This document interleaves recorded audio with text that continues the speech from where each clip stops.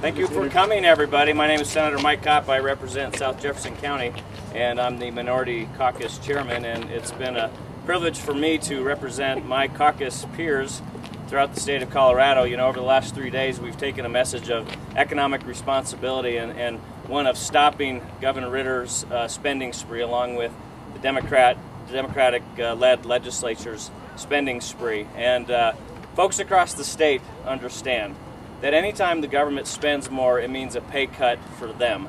And we're going to address a number of issues going forward. We're going to work hard to put the budget online so that citizens from anywhere across the state, sitting in their living room at home or sitting in their kitchen, can go online and they can click on any line item in the budget. And they'll be able to see exactly where taxpayers are spending their money. They're going to be able to come back in the years following and see how well that money performed for the dollar. We're going to also work hard once again to push for a rainy day fund. Many of you know that last spring my colleagues and I pushed for a rainy day fund, and in fact we had formed a bipartisan compromise, a rainy day fund deal. And once Governor Ritter found out about it, he pulled the plug on it. And I think Colorado citizens deserve an explanation as to why he did that in the face of a coming economic downturn. Is it any wonder now, folks, that we're really pushing about a $200 million shortfall in the state budget? So that's the nature of the message that we took around the state. It's one of coming clean on where the state has been spending their money, and it's one of looking ahead and delivering on some commitments that the Republicans are willing to make to the citizens of the state. And with that, it's a great privilege for me to introduce to you Representative Cory Gardner. Thank you for coming. You know, today is a great day. We've been spreading our message of fiscal responsibility around the state. And the one thing that resonates with people from corner to corner is this state, this government, this Democratic leadership must stop the spending spree, and it's got to stop now. And the candidates behind me represent our efforts to bring fiscal sanity back to the state legislature. This governor passed an unconstitutional $3.8 billion tax increase. We never got a chance to vote on it. When we had an opportunity during the state budget to save money, we had an amendment that would reduce government spending by 0.1%. And that amendment lost because of the tax and spenders under the Golden Dome. You know, we're here to talk about a positive message of what we're going to do to bring fiscal responsibility back to Colorado. And we're going to do it with the candidates you have right behind me. And I'm excited to stand here today in front of a great group of candidates that will bring responsibility, bring economic understanding to the state capitol, who will stop the spending spree. And I'm going to turn it over to a candidate, but also a current state senator, Nancy Spence.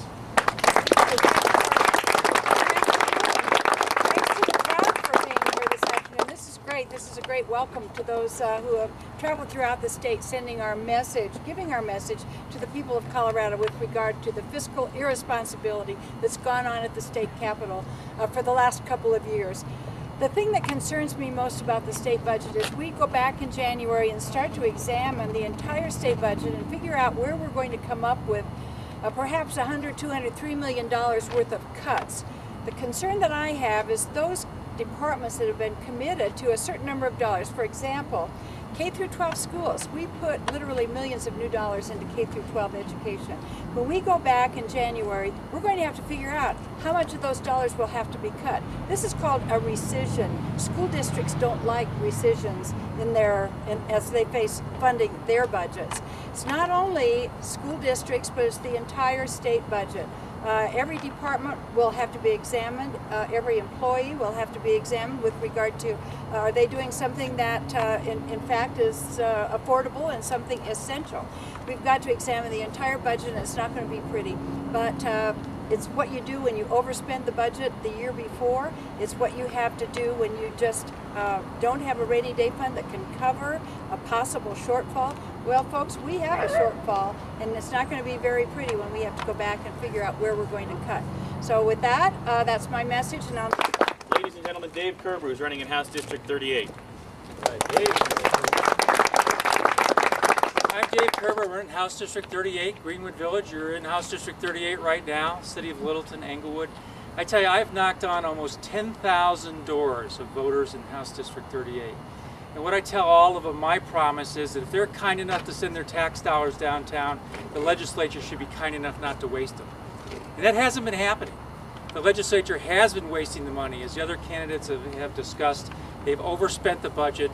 They don't have a rainy day fund. You know, all of us, when we see clouds in the horizon, when we see possible problems with the economy, we put a little away, just in case. The legislature does not and did not, and now we're in big trouble. So what I'd ask is that, of course, obviously vote for me in House District 38, but vote for all these other candidates as well, because you need some hard-minded, economic-minded people who understand that money does make a difference and there's not enough of it to go around, and we're the ones that are going to have to take us out of this mess in the upcoming year. So thank you very much. Tom Thomas in House District 1.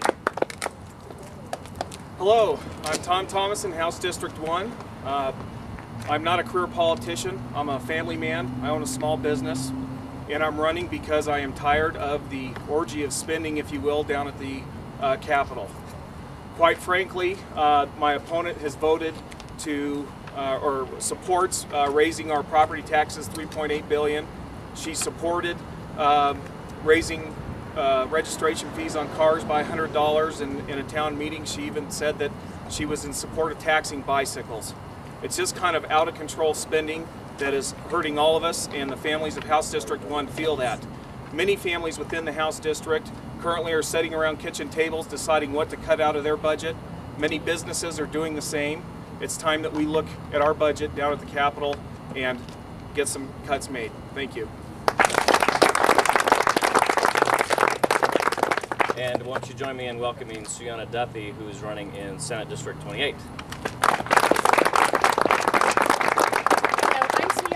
Candidate for the Colorado State Senate in District 28 in beautiful Arapahoe County, which encompasses a great deal of South Aurora and a little bit of unincorporated Arapahoe County and a smidgen of Denver. And I'm here as an advocate for the working families of Senate District 28 in Arapahoe County. This is a time when I adamantly stand in line with the Republican Party. It's a time for prudence in spending, and I definitely advocate for saving and not spending at a time like this. I'm a candidate who stands for fiscal responsibility, less regulation, and much less intrusive government. Join me as we take back our government. I adamantly ask for your support and your vote on November 4th. So much for joining us here today in support of this great cause for taking our government back. Thank you. Folks, my name is Frank McNulty, and I have the privilege of representing the good people of Highlands Ranch, Colorado, serving Douglas County and serving the people of the state of Colorado. We started out on this tour on Thursday to go out and explain to folks what's happening in Denver, what's happening with those hard-earned tax dollars that they keep sending to the Department of Revenue. And I'll tell you what, having spent 3 days on the road, we certainly understand that the people of Colorado get what's happening. They know that as they're looking at their own pocketbooks at home, that things are getting tight, and they want the state of Colorado to do the same thing.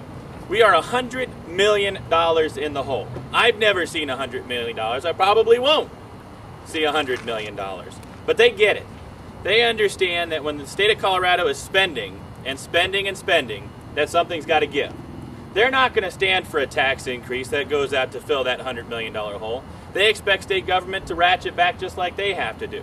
And we heard it in town after town, whether it was in Greeley or in the north suburbs, or when we got to Eagle or Grand Junction, Montrose, Alamosa, Walsenburg, or our stop in the Springs that we just had. People get it. And they want government to take a step back, take a step out of their lives, and to understand what they're doing with their tax dollars.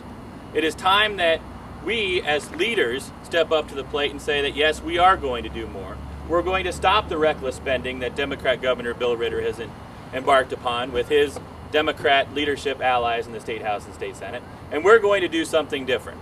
And I am so heartened by what we've heard on this road trip, because it lets me know that we are on the right track, and that the people who we visited with understand how important this is.